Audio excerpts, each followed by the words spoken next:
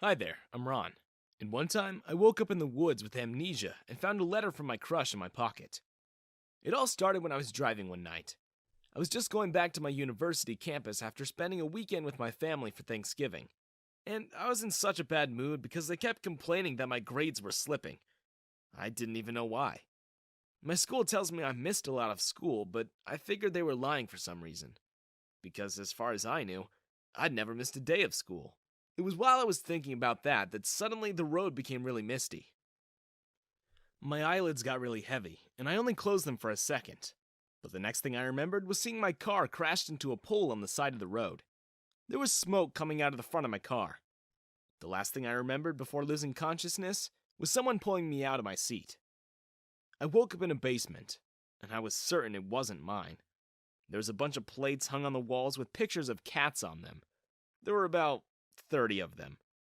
I tried to get up, but I realized there was a chain that held me down. Nightmare scenarios went through my head. Did I get kidnapped? Why? Who would want to kidnap me? I'm nobody. As I tried to get free, the door to the basement opened. At first, they were shocked to see me awake. And then, the two ladies that stood there smiled at the same time. "Oh, we're glad to see you're finally awake. We were just making you our dinner. So sorry about the restraints and all. We just wanted to make sure you weren't some horrible person.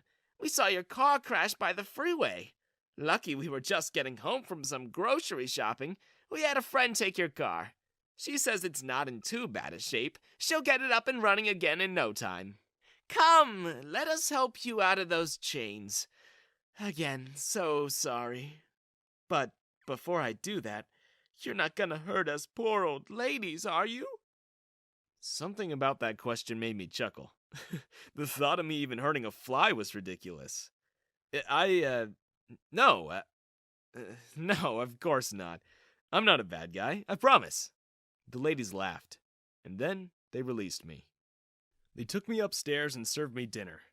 I ate like I was famished for years. I even asked for seconds and thirds. Their stew was delicious, and under the dining room's lights, I got a better look at them. They didn't look old at all. At least, not as old as they made themselves out to be. In fact, I'd say they were probably only the same age as my professors. And the more I looked at them, the younger they seemed to get. At some point, I swear they looked the same age as me. The ladies hosted me in their home for a while. But since they didn't have any extra rooms, I had to sleep in the basement. Although they lived in a huge mansion, all their rooms were barred with heavy chains and they all said, "Do not enter." It was fine, actually. They made the basement really comfy and even moved a bed down there so I didn't have to sleep on the couch. Every night they cooked me dinner, and without fail, somehow, as soon as I finished eating, I would get really tired. Then, one day, I saw the front door was open. Something inside me just said, "Run." I couldn't explain it, but I ran. The next thing I knew, I'd found myself in the middle of the woods. I didn't know who or where I was. The only thing I knew was that there was a letter in my pocket.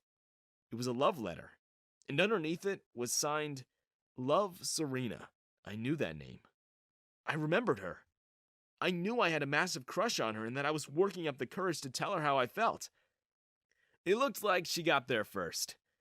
In that letter, she confessed her feelings for me. But I couldn't remember her face or where we met. I wandered around the forest for hours until as I was about to collapse from dehydration, a couple found me. "Son, what happened to you? What are you doing out here on your own?" I don't know. "Where do you live? Are you alright?" "I don't know." "What are your parents' names? Maybe we could help you find them." I, I, I don't know. I'm sorry." The couple were the driver and maid of a family of billionaires who owned that land. They were out for a holiday and were getting ready to leave and go home when they found me. The couple took me in, and after all their efforts of trying to find out who I was and where my family was, they decided they wanted to adopt me. They had been trying for ages to have their own kids, but were unsuccessful. The family they worked for were also in the same situation, And so, as soon as the billionaire couple found out their driver and maid were gonna adopt me, they got jealous of their servant's good fortune. The two families began to argue over who should get me. "You're just servants! What kind of future would this kid have with you?" "We found him, and he's gotten used to living with us. We love him. He deserves the best schools, the best doctors, and the best care. You can't give that to him. How would you ever hope to bring his memories back? You're better off if you give him to us." For weeks, they played a tug of war over me, and I was in the middle of a war of two families who just wanted a child. One day, they decided they would hold a competition. I would stay with each family for 6 months, and after all that, I would have to come to a decision about who I would choose. Sarah and Michael were my billionaire parents. They spoiled me every day. They gave me an entire room full of new clothes. They bought me a Tesla, and Michael taught me how to drive it. Sarah took me to the best doctors and tried to figure out if I could ever get my memories back. They both treated me like I was their real kid. They enrolled me to the best university and threw me parties to show me off to their friends. They may have been rough to the couple that found me, but they showered me with love. When I was about to go to Jean and Robert, the couple who had found me in that forest, Michael and Sarah did something horrible to make sure I would choose them. They fired them from their jobs, and Jean and Robert had to move back to their old farm. They were even poorer now than before. Without a job, Robert had to farm, and Jean had to do people's laundries just to make ends meet. I helped wherever I could. As soon as there was money, it would just disappear again to pay the bills.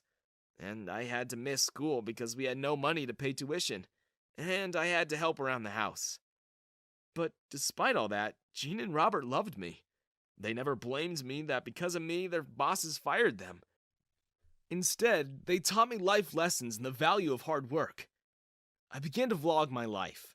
I put up videos of me and my life on YouTube. I told everyone how I had amnesia and showed them my daily life in the farm. One of the friends I had when I was Sarah and Michael's son recognized me, and she took pity on me. I met Tina and her twin Jess in one of the parties Sarah and Michael threw for me. They were nice to me, and so when they found out I was poor, they offered to help me. But their requests were a little unusual. But they paid me really well. Enough so I could get back to school and improve Robert and Jean's farm.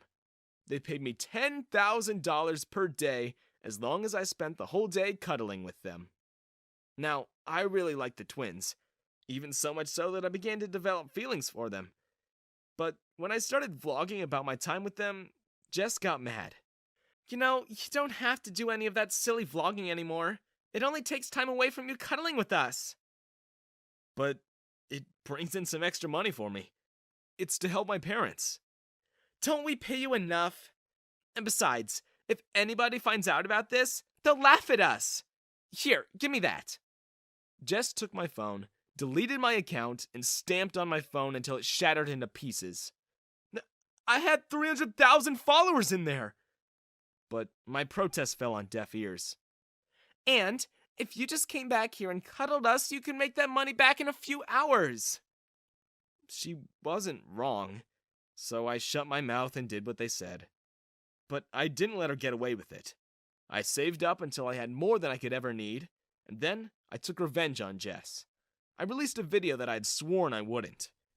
It was the footage of her asking me to be her professional cuddler for $10,000 a day. Of course, I cut Tina out because she never did anything mean to me. In days, Jess was the laughingstock of the town. Unfortunately, I still had to make a decision about my family. But at that time, it was clear to me. I chose Robert and Jean. I didn't need money to feel that they loved me. And although Sarah and Michael loved me too, it still didn't sit right with me that they fired my new parents just to prove a point. Eventually, they accepted my decision. They also saw their mistakes and hired my parents back. Sarah and Michael paid for my schooling, and both families kinda raised me at the same time, even though Robert and Jean adopted me legally. When I graduated, I really wanted to find out about my past. I went to someone who did hypnotism, and she made me remember my entire past. I remembered the ladies who took me in. I noticed moments in those memories that I never realized. I called the cops and had them arrested. It turned out they were witches who had fed on my energy to keep themselves young. It explained how I kept missing school every time I drove. And the locked rooms in their mansion? They were filled with their old victims, still chained up. I was so relieved that I had escaped. I found out my real parents never even looked for me, and I was fine with it. I had a family who loves me now.